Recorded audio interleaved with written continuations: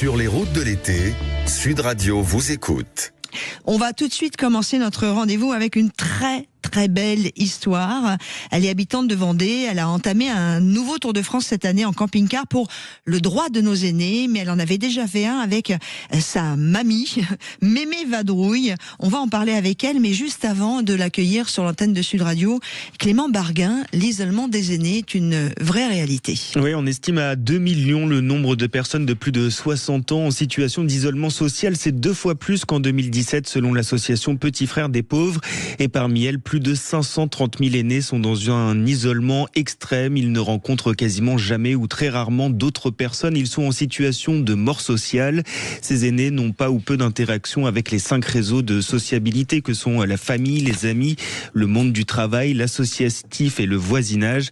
Et cela avec toutes les conséquences que ça représente. L'isolement des personnes âgées peut entraîner de graves conséquences sur leur bien-être physique et mental. Plusieurs études démontrent que le manque d'interaction sociale est associé à un déclin plus rapide des fonctions cognitives. L'isolement augmente les risques de développer des troubles comme la maladie d'Alzheimer et favorise aussi la dépression, l'anxiété ou la démence. Et puis il est également prouvé que les personnes âgées isolées sont plus vulnérables aux maladies cardiovasculaires, au diabète et à une diminution de l'espérance de vie globale. Et vous, êtes-vous vous-même victime d'isolement, puisque vous faites partie des gens que moi j'appelle avec beaucoup de tendresse mature? Est-ce que vous avez vous-même dans votre entourage combattu l'isolement avec l'un de vos aînés? Venez vous raconter, vous qui travaillez aussi dans des structures qui aident à ce qu'il n'y ait pas l'isolement des personnes âgées, au 0826 300 300. Je vous attends dès maintenant. Manu est avec nous au standard. On va accueillir Fiona Loriol. Bonjour Fiona. Bonjour. Merci d'être avec nous. Vous êtes entre autres auteur du livre 101 ans, Mémé parents vadrouille. Maman n'a pas encore 101 ans. Et on va vous écouter parce que c'est une histoire que vous allez nous raconter qui fait réfléchir, même si elle fait sourire dans le bon sens du terme, et peut-être même qu'elle va nous permettre d'agir. En tout cas, je voudrais qu'on revienne sur ce fameux jour. Comment tout a commencé, Fiona? Pourquoi vous avez eu envie d'emmener votre mémé de 101 ans en vadrouille? En fait, c'est en 2017, on m'a annoncé qu'elle en avait pour 1 semaine à vivre, elle avait 100 ans. Ma grand-mère était en région parisienne et moi j'habite en Vendée avec mes parents. Et je pars du principe, ne fais pas aux autres ce que tu veux pas qu'on te fasse à toi-même. Donc pour moi, c'était une évidence de pas la laisser mourir seule, loin de tout le monde, alors qu'elle avait de la famille. Donc je suis allée la chercher, mais avec ma grand-mère, on n'avait pas trop de liens affectifs.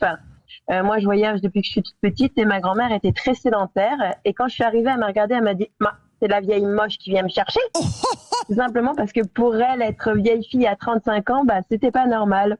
Et donc, j'ai descendu et c'est vraiment au bout de 6 mois à la remettre sur pied, à la faire remarcher grâce à son déambulateur, à lui enlever un peu tous ses cachets et à lui faire reprendre du poids, qu'un jour, quand je suis rentrée dans sa chambre et que j'ai vu regarder le mur blanc d'un air complètement ailleurs, je me suis dit, mon Dieu, mais c'est ça la vieillesse, attendre bêtement la fin. Tout simplement parce qu'on m'avait annoncé 1 semaine, ça fait 6 mois que je m'en occupe, qu'on joue aux cartes, qu'on discute. Mais c'est pas ça la vie. La vie, c'est de la vivre pleinement, justement, d'avoir des aventures. Et c'est là que j'ai proposé à ma grand-mère de partir dans mon vieux camping-car, faire un tour du monde parce que j'avais pas peur des mots. Et elle m'a regardée, elle m'a dit, c'est quoi un camping-car? Et là, je me suis dit oui, effectivement, vu qu'elle est née en 1917 et qu'après elle était en région parisienne, elle n'a pas dû voir beaucoup de camping-cars. Et je lui ai expliqué que c'était une petite maison roulante, mais qui pouvait l'emmener où elle voulait. Et j'ai dit, mais avant toute chose, il fallait que j'en parle à ma maman, qui est fille unique, pour avoir son autorisation. Et là, ma grand-mère m'a dit, je fais ce que je veux, c'est moi qui commande. Si elle dit non, alors on y va. Je voudrais remercier Clément qui est mon complice dans cette émission, parce que c'est Clément qui vous a trouvé, Clément qui nous a fait le papier sur l'isolement des personnes âgées. Merci Clément, parce que je crois qu'on va vivre un moment magnifique de témoignage. On revient évidemment, mais je voulais faire cette parenthèse parce que c'est important pour moi. Fiona Loriol, du coup, elle dit oui, mamie? Alors, elle dit oui, ma petite maman n'est pas pour. Elle a fait un bond de dos quand je lui ai dit que je voulais mettre ma grand-mère qui était incontinente avec son fauteuil roulant dans mon camping-car pas du tout adapté. Et mon petit papa m'a dit ce qui serait pas mal quand même, vu qu'on a toujours voyagé ensemble, c'est qu'on te suive avec notre fourgon aménagé. Comme ça, s'il y a un souci, on sera juste derrière. Top. Et donc, on va faire un test de 40 jours pour voir si ma grand-mère s'acclimate à son nouvel environnement. Et les 40 jours, tout va partir de travers. il va y avoir la grêle, elle va croire au bombardement, elle va se casser le nez à 2h du matin au lac Salagon avec 8 points de suture. Donc quand je la ramène à la maison, je me dis plus jamais elle va vouloir voyager. Et le lendemain matin au réveil, elle me fait « ça y est, je suis assez reposée, c'est quand on repart ». Et du coup, elle avait pris goût au voyage, à l'aventure. En fait, elle commençait une nouvelle vie à 101 ans. Et on est parti après de janvier 2019 jusqu'à fin juin 2020. On a fait toute l'Espagne sur la côte méditerranéenne jusqu'à Almeria où elle a chanté avec des artistes de rue. On s'est fait attaquer au citron volant. On a mis en déroute des voleurs de fauteuils roulants. Elle a assisté à son premier concert à 102 ans dans le désert des Bardenas. On a fait le chemin de Saint-Jacques-de-Compostelle sur plus de 455 km. Elle lui poussait son fauteuil roulant sur des chemins qui sont pas toujours adaptés. Mais non. Elle s'est prélassée dans des sources d'eau chaude à Ourense. On est allé jusqu'au Portugal. Et en fait, plus j'en montrais, plus elle revivait, plus elle rajeunissait et plus elle s'émerveillait. Et quand elle est partie à 103 ans, 3 mois et 3 semaines dans son sommeil, avec un super sourire et un air épanoui, je me suis dit, c'est comme ça qu'on devrait tous partir, avec des perspectives, un avenir. En fait, tous les jours, c'était du nouveau pour elle. Elle était devenue la petite vedette dans le camping-car parce que les gens ne croyaient pas. J'avais installé un gros panneau à l'arrière du camping-car pour prévenir de ne pas rouler trop vite parce que j'avais ma grand-mère, donc 101 ans, mais mes parents vadrouille, d'où le titre après du livre. Et les gens n'y croyaient pas. Ils me disaient, c'est pas possible, il y a une centenaire dans ce camping-car. Alors moi, je m'amusais, je leur disais, non, on se disait bien, non, maintenant, elle a 102 ans. Et les gens, ça leur faisait ouvrir des grands yeux en se disant, mais c'est incroyable qu'on puisse encore voyager. Et en fait, ça a prouvé que rien n'est impossible. Oh, c'est incroyable. Enfin, ce que vous me racontez me donne des frissons. Je ne sais pas ce qu'en pensent nos amis qui sont sur il y a Nathalie qui est arrivée, qui nous dit bonjour. Enfin, il y a plein de gens qui mettent plein d'émo-icônes sur la page Facebook de Sud Radio avec des soleils, des cœurs, c'est magnifique ça. C'est quelle histoire, Fiona. Mais mamie est partie là, 103 ans, hein, c'est ça? Comment? Ça. Elle est partie le 29 juin 2020. D'accord. Ah, ma mamie à 106 ans est partie le 12 mars 2020. Ça devait être l'année où les centenaires partaient. Comment vous allez aujourd'hui avec parce qu'il y a ce livre, évidemment, le livre Mes parents vadrouillent, que l'on peut trouver encore aujourd'hui. Comment vous allez aujourd'hui après tout ça? Alors en fait, j'ai mis du temps à m'en remettre quand elle est partie dans son sommeil parce que pour moi, elle était devenue éternelle et pour moi, on avait plein de projets encore ensemble. On devait même aller faire tous les pays d'Europe en IE comme l'Italie, son pays natal, jusqu'en Roumanie, Russie. Donc on avait plein de projets ensemble. Et j'ai mis 1 an avant d'écrire le livre, le temps justement de prendre du recul par rapport à cette grande aventure qu'on a vécue tous les 4 avec les parents. Et comme je lui avais promis d'écrire l'histoire, du coup, j'ai tenu ma promesse. Et à chaque page que j'écrivais, ma grand-mère revivait et j'en riais. Et en fait, après, je me suis dit, quand le livre a connu un petit succès, vu qu'il a été traduit à l'international, il est sorti en livre de poche et il va être adapté au cinéma, je me suis dit, autant essayer de passer un message pour expliquer justement qu'il faut croquer la vie jusqu'au bout, même avec un dentier. Il n'y a pas d'âge limite et que c'est pas parce qu'on porte une protection qu'on doit s'interdire énormément de choses. Et du coup, avec mes parents, on a fait un tour de France de 2022-2023 avec 600 conférences sur mes fonds propres pour garder ma liberté d'expression et donc les conférences à titre gratuit, ce qui nous a amené jusqu'à l'Assemblée nationale et au ministère à qui on a remis un dossier. Ensuite, on est parti dans les pays voisins voir comment eux s'occupaient des personnes âgées jusqu'aux frontières de l'Iran, l'Azerbaïdjan, la Géorgie. Hélas, le constat est le même, c'est que physiquement, on va prendre soin de nos aînés, mais mentalement, on va pas chercher à savoir ce qu'ils veulent vraiment. Et ils s'appellent eux-mêmes les exclus de la société, les fantômes, les inutiles. Et je trouve ça horrible parce que on a besoin d'eux. On passe à côté d'histoires incroyables, de savoir-faire incroyables. Et on se dit, on a le temps, mais un jour, c'est trop tard. Oui. Et du coup, après, on est parti jusqu'au Maroc aussi, où on a mené également des conférences. Alors, ils n'en sont pas encore à notre niveau, mais ça commence à arriver aussi chez eux, malgré que ce soit très famille. Fiona, excusez-moi. Là, vous êtes, en tout cas maintenant, cette magnifique aventure que vous avez vécue. Alors, j'ai plein de questions à vous poser, moi, sur Mémé. Est-ce qu'elle vous appelait toujours, comment elle vous appelait au début, la première fois que vous êtes venu la voir? La moche? La vieille moche. La vieille moche. Est-ce que vous appelez tous comme à la fin? J'imagine que non, mais alors c'était devenu un gimmick. Non, voilà, c'est ça. On a eu, en fait, on a créé du lien affectif. Ma grand-mère né en Italie en 1917. Vous voyez sa mère, même si elle était très pauvre, et ne lui faisait pas des bisous ou des câlins. Et du coup, quand j'ai fait son premier bisou sur le front, elle m'a fait on me baisse pas moi comme ça, hein, ça se fait pas. Et j'ai dit mais tu es ma grand-mère, c'est normal un petit bisou. Et à la fin, c'est elle qui me disait bisous. Ah, c'est trop mignon. Moi, ce que je vous propose, Fiona, c'est on reste ensemble, parce qu'on a Christine qui est avec nous aussi au 0826 300 300, puisque pour tous les sujets des routes de l'été, je vous invite à nous rejoindre, à venir témoigner aussi de ce qui vous est arrivé. Aujourd'hui, évidemment, on va parler de ce sujet important qui est l'isolement des personnes âgées. Je voudrais aussi, évidemment, juste après qu'on en parle beaucoup avec vous, c'est tout ce qu'on peut mettre en œuvre, tout votre combat, parce qu'il est là aussi le but de ce livre, de cette aventure. Mais je vais tout de suite accueillir Christine au 0826 300 300. Bonjour Christine. Oui, bonjour. Merci. Écoutez, oui, c'est très intéressant, surtout avec une personne aussi âgée. Voilà, bon, moi, je sors de quelque chose un peu similaire, un peu plus, enfin, mon mari était très malade depuis une vingtaine d'années.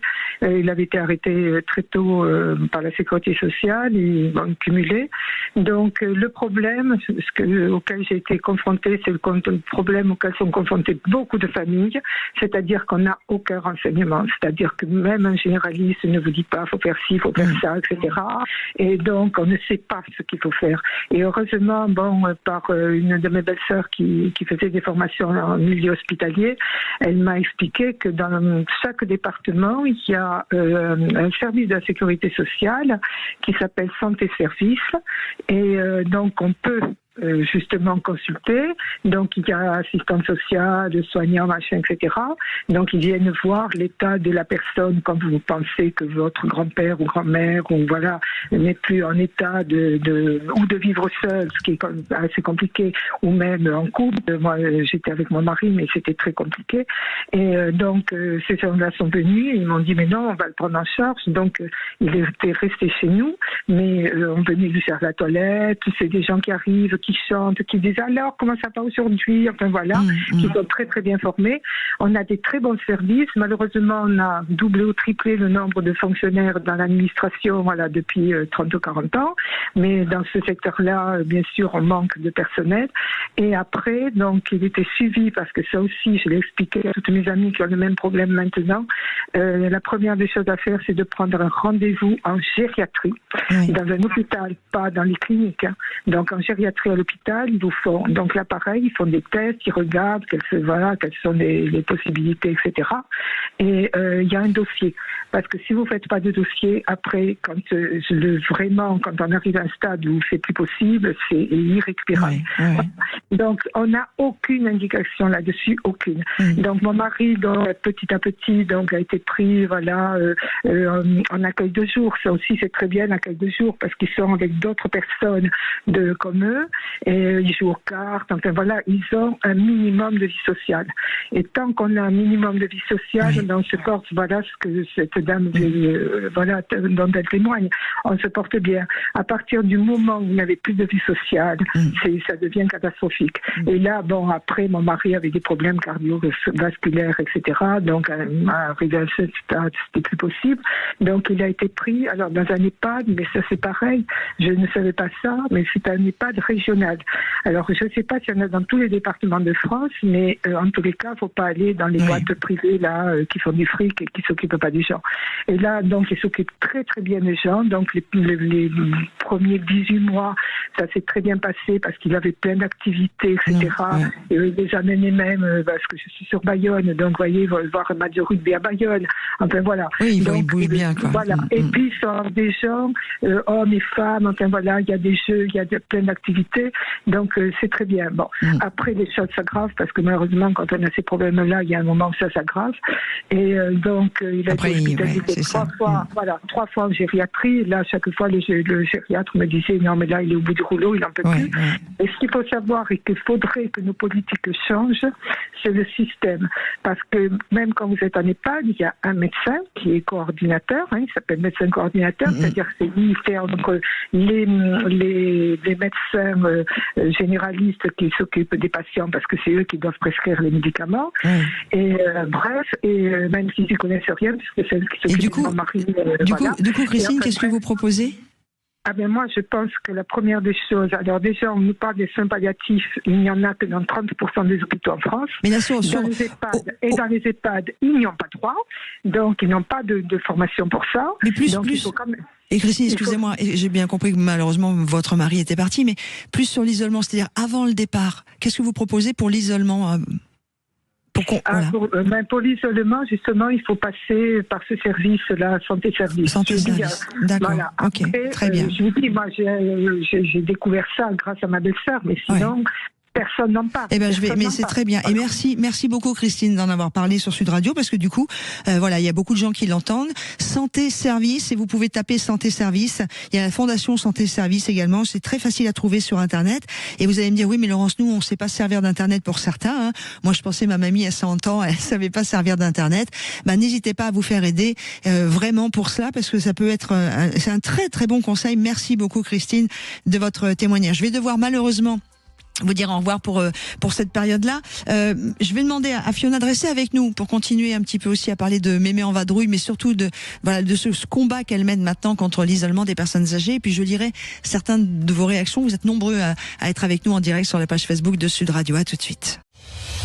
Sur les routes de l'été, Sud Radio vous écoute. Et nous sommes toujours avec Fiona Loriol, auteure du livre 101 ans, Mémé part en vadrouille, et surtout une grande et fabuleuse histoire d'un an avec sa mamie qui l'a accompagnée en camping-car avec ses parents aussi derrière dans un autre camping-car et qui a redonné de l'énergie, de l'envie, du sourire, de l'éveil dans le regard de sa mamie, à qui on disait qu'elle ne vivrait pas plus d'une semaine. Si, ça a été le cas. Avec vous, Fiona Loriol, je voudrais aussi qu'on arrive à ce moment de l'émission où on va parler un peu de tout ce que vous faites aujourd'hui pour rompre l'isolement des personnes âgées. Et à ce sujet, je voudrais quand même aussi partager avec vous les réactions qui arrivent sur la page Facebook de Sud Radio. Catherine nous dit, entre autres, que sa maman, en tout cas, qu'elle pense qu'il y a beaucoup de jeunes qui veulent se débarrasser des anciens. Stéphane qui dit pourquoi d'autres cultures prennent soin des anciens et pas nous. Qui sommes-nous? Pourquoi, par exemple, au Japon, on prend a priori beaucoup plus soin des anciens. Nathalie nous dit oui, il faut en prendre soin. Ils sont la mémoire de notre histoire. Béatrice qui vous dit que c'est une belle aventure que vous avez vécue avec votre mamie. Il y a plein de choses. D'ailleurs, Stéphane qui dit ce serait bien d'en faire un film. Et pourquoi pas? C'est une très bonne histoire. Peut-être d'ailleurs que c'est déjà le cas. Il y a Anne Fauve qui dit on se souvient d'un été où toutes ces personnes âgées sont parties, décédées par la chaleur. Et voilà, il y a beaucoup de réactions. Dites-nous, vous, Fiona, aujourd'hui, suite à cette merveilleuse expérience de vie et partage avec votre mamie et tous ceux que vous avez rencontrés, vous menez ce combat contre l'isolement. Oui, en fait, on fait un tour de France, justement, de tous les départements. Là, on est reçu à Carcassonne, dans le camping La Cité, et ce soir, on va faire une conférence directement dans le camping, et dans la journée, on va aller alerter les gens dans la ville, on discute avec les maires, on discute avec les associations, on essaye de toucher le maximum de gens et on est suivi sur les réseaux sociaux, sur 101 ans Mémé part en vadrouille, la page Facebook, puisque à la fin de notre tour de France, quand on aura fait tous les départements, ce qui veut dire dans un an, on est attendu à l'Assemblée nationale pour donner un compte rendu, encore une fois, et on nous a dit que si on avait 1 million d'abonnés, on serait écouté.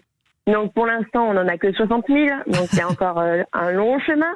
Mais comme je dis aux gens, n'hésitez pas à vous abonner, parce que même les pessimistes qui pensent que rien ne va changer, ça ne coûte rien de s'abonner. Mais ça peut justement faire écho. Et en fait, nous, sur notre page, il y a des dames de 80 ans qui se sont mises sur Facebook juste pour nous suivre tous les matins.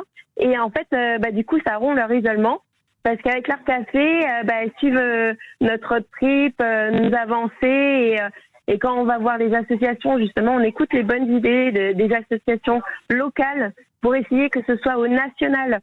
Donc, à un moment donné, on était dans le Couserans où on a rencontré Ghislaine, qui fait partie du CRT, si je dis pas de bêtises. En fait, je me rappelle pas de tout. Chaque fois, c'est pour ça qu'on marque et qu'on fait tout un dossier. Mona Lisa aussi, c'est une association qui regroupe les associations. Donc, il y a des bonnes initiatives. Mais comme disait la dame de tout à l'heure, c'est pas assez su. Donc les gens se retrouvent seuls. Et là, ils ont compris qu'il fallait aller vers et non attendre que les isolés viennent. Bien sûr. Donc ils vont les chercher chez eux et discuter. Parce qu'en fait, les isolés, ils attendent quoi? D'être reconnus, de pouvoir avoir un sourire de quelqu'un qui leur dise bonjour. Et un bonjour, ça ne coûte rien, mais ça fait énormément plaisir. Est-ce que vous pensez, Fiona, que on est devenu insensible? C'est-à-dire que avant, tout le monde vivait ensemble dans les mêmes villages, les familles vivaient généralement proches les uns des autres, les unes des autres. Donc on avait cet accès ou ce contact avec nos aînés plus facilement. Je me souviens de ma mamie qui est morte à 106 ans en 2020. Sa fille, donc ma tante, habitait à 50 mètres. Ma sœur habitait derrière. Il y avait encore enfin, vous voyez, ce village maintenant, et ça fait à peu près 30-50 ans, en gros, tout a explosé. Et les familles sont complètement à l'ouest, c'est-à-dire, mais vraiment dans le bon sens du terme géographique. Il y en a qui peuvent habiter à Lille, d'autres à Marseille. C'est ça. Et on a perdu ce contact avec nos anciens. En fait, le problème, c'est que la réponse qu'on me donne souvent, c'est j'ai pas le temps.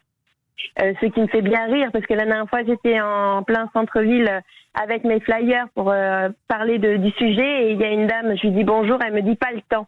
Je dis madame, pas le temps, prendre plus de temps à dire que bonjour. Et c'est ça, c'est j'ai pas le temps. À l'époque de ma grand-mère, les dames, elles avaient le linge à la rivière, elles faisaient le ménage, elles s'occupaient des enfants, elles travaillaient 10-15 heures par jour, et pourtant elles trouvaient le temps. À l'heure actuelle, on n'a plus qu'à appuyer sur des boutons pour mettre le lave-linge, le sèche-linge. Et pourtant, on n'a pas le temps. En fait, c'est qu'on ne prend pas le temps et on passe à côté de l'essentiel, et à la fin, on se dit si j'avais su. Mais on le sait. Donc, on prend le temps. Quand on a tous été confinés, ça a été une obligation, mais on a tous pris le temps, du coup. Par obligation. Et là, on l'avait.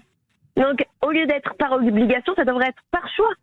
Prendre le temps pour ce qui est important à nos yeux. Et je pense que les personnes âgées, c'est important à nos yeux. Ils ont toute leur place dans la société. Et qu'on arrête de leur dire toi, t'es à la retraite, donc t'as plus rien à m'apprendre. Mais ils ont énormément à nous apprendre. Et on devrait aller les faire témoigner dans des collèges, des lycées, pour montrer aux jeunes qu'à 80-90 ans, on fait encore de la natation, on fait encore du parapente, on fait encore énormément de choses, et qu'on n'est pas vieux. Et puis on surtout, est des adolescents. Moi, je vais aller dans votre sens, et Fiona, bravo, vous parlez vrai sur Sud Radio, et merci, j'aime bien votre petit coup de... C'est que... Comment je vais expliquer les choses? J'ai la sensation que on n'attend pas d'avoir 100 ans pour être mis au banc de la société petit à petit. Combien on a de témoignages de gens parce qu'ils sont passés à la retraite ou parce qu'ils ne travaillent plus, même avant, parce qu'ils n'ont plus le lien social, ils se sentent mis sur le banc de la société. C'est-à-dire que il ne faudrait pas grand-chose pour que juste on se regarde de nouveau les uns les autres. Et c'est pas parce qu'on fait pas un travail, c'est pas parce que on a 70 ans qu'on n'est plus intéressant. Vous voyez ce que je veux dire? C'est juste réapprendre à être en contact humain les uns avec les autres, peut-être.